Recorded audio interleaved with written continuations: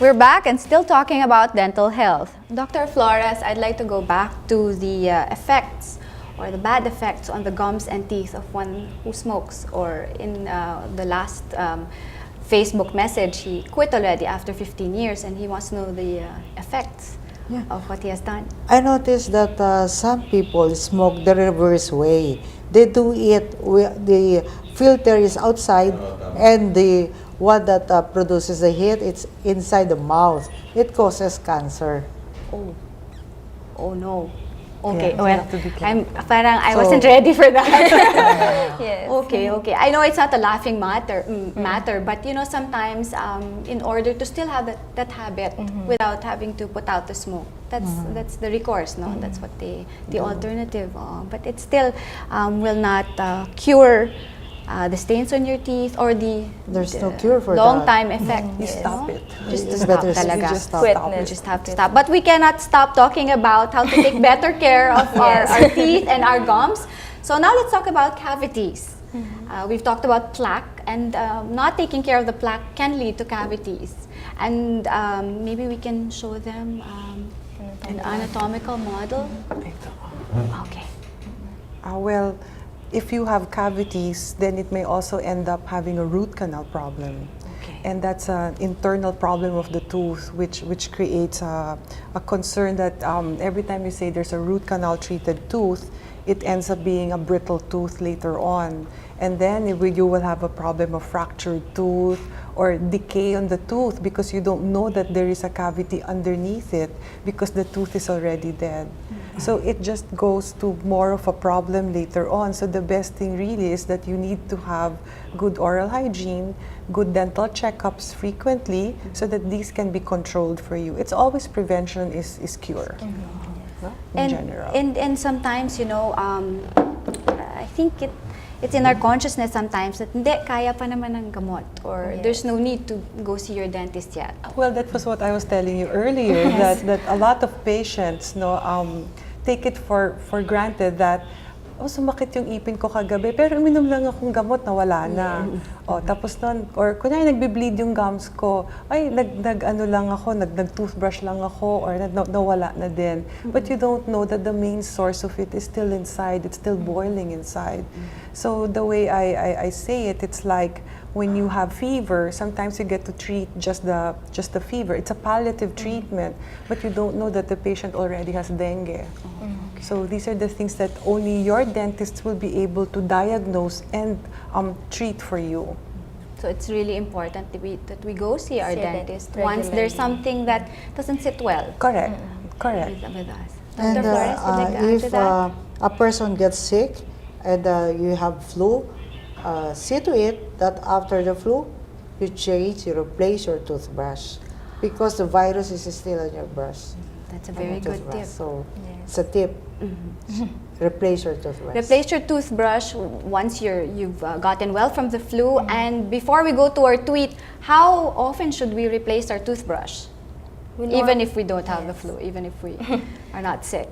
Usually, Normally, three months, every 3 months, or at least if you see your brush that it's already, doesn't look good already because it's like buhag redness, spreading na. Okay. So you can replace it because the purpose is defeated already. You cannot really brush the plaque off. For my patients who already had a history of gum disease, I tell them to use soft bristled toothbrush, and therefore if it's soft bristled toothbrush, its wear and tear is much faster. So I tell them to change it once a month. Once a month. Once a month. Okay. Should always read the label. It says naman there, soft, no? Yes. soft There and are hard. toothbrushes that has an indicator that you have to replace that brush. Okay, very helpful and valuable tips, and I hope this tweet from Jana Sandana will help her. Is it true that mouthwash numbs the tongue? There are mouthwash that are too strong. Usually those that have alcohol content. And that causes numbness of mouth. But that's temporary only. And the sensation will come back again. Or maybe if you've taken a lot. Yes. Maybe if Yeah, you've too garlic much. and you feel that you're going to a meeting or you're going to talk to someone and you've eaten And something that doesn't sometimes want to go I away. know some people swallowing the mouthwash, which is not supposed which to. is not supposed to rinse be. it out. I guess it's best to dilute it with water, so it's not really concentrated and it doesn't numb the tongue. tongue. Thank you, doctors. Val Lorenzo, also a tweet. I have perfectly normal teeth. Can I still get dental implants? I'm not so sure what normal teeth means for her, because the only reason why you would want to seek for dental implant is because you have lost teeth already. You need to have missing teeth first before you seek for dental implants. So you may just lose one tooth, but all your other teeth are normal, then yes, you can have dental implants. It's okay. So before, I think like maybe 2 decades ago, it was removable dentures or fixed bridge that is anchored to adjust a healthy tooth. Yes. Now it's implants. Yes. Can you Yes. please tell us more about implants? Wait, where's our model? Okay. Here. If you've had a missing tooth, no, the implant itself is a metal replacement for the natural root of the teeth. So in fact, the crown that goes on top of it is actually a similar crown that is placed on your other teeth, just like this. But instead of it in a natural tooth, it's actually on a dental implant. So this is how it is if you are missing only one tooth or several teeth. If you're actually missing the whole your whole set of teeth, then we can also use the implant as an anchor to your complete denture. You know, when teeth are lost, the bone is actually resorbed very fast, and that's why dentures are frequently relined to fit, but sometimes the bone disappears. So you don't, the denture keeps on moving and moving. So we need to put implants so that the denture will be able to be retained. And what is this metal made of? This is material? it's made of titanium. They call it type 4. Okay. It's pretty much the same type of material that is used for like hip replacement or knee replacement. So that was how they actually invented implants, and that they knew that any implant will stick to bone. That's how they first developed it also for the jawbone. At what age can one get implants? Is there a certain age? No particular age, but most definitely it's advisable to have when the bone is fully formed already. Around 18 and above, or depending on the For quality of the female, bone. we do recommend them to be 18 years old and above, and for male, it should be 20 years old and above. This is so because implants and natural teeth behave differently, and usually at this age, the person is still growing. So we actually do the implants after the growth stage of the person. Dr. Flores, who are most likely to be candidates for an implant? Anyone is a candidate for implants as long as what Dr. Morales said a while ago, for females 18 years old and for males 20 plus. So But of course, as long as that bone is ideal to have an implant. do you have to have a battery of tests before Yes, you can definitely. undergo or There's have a- an implant? There's a criteria to follow to be able to say that the patient is a candidate for implant. So certain diagnostics is needed, like x-rays, casts, or like this. And then there's a certain systemic assessment for the patient, because the general health of the patient is very important before an implant can be placed. And it does change the quality of life for the patient. Yes, definitely. Yes. Yes, Definitely. I've heard of beautiful stories of them being able to chew properly, them being able to enjoy food and And masticate they are it more properly. confident. Yes. Yeah, they're I think more that's the most confident. important. You're confident with your Because- smile, with your communication with other people. And speaking of other people, we have Kim Duran. Also dropped a line on Facebook, I need to have dentures made soon. And how long do dentures last? Seems like an SOS. Soon. Well, dental Yes, Dr. prosthesis or dentures actually last depend on how much or how do you take care of them. So any foreign object like the dental implants or the prosthesis or the dentures, if well taken care of, it can last longer. So if he or she is planning to have a dentures, maybe he can see the dentist, and then the dentist will assess what particular treatment is best for her and what type of prosthesis is best for the case. And how often should one see their dentist when one has dentures? As regular as 6 months also. Oh, so 6 Because sometimes it loosens up. Yes. Once it And- loosens up, you need to replace the denture. Yes. For me, 5 years. Not more than 5 years. Normally No, 5 no years. more than 5 years. Okay, we have an email. Anonymous. Our email reads, I have bad breath even if I brush regularly. Very brave soul to email us about this problem.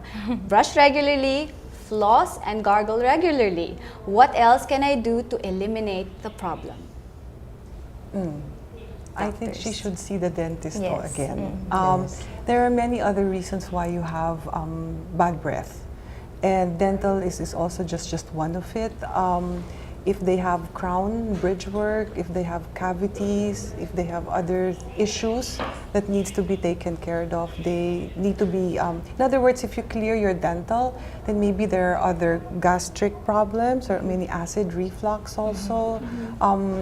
We do try to make sure that the overall condition is assessed properly. Or maybe the culprit can be STRESS. Again, stress. Yes, it's a main Yes. factor. And sometimes if you have low resistance, it causes bad breath also.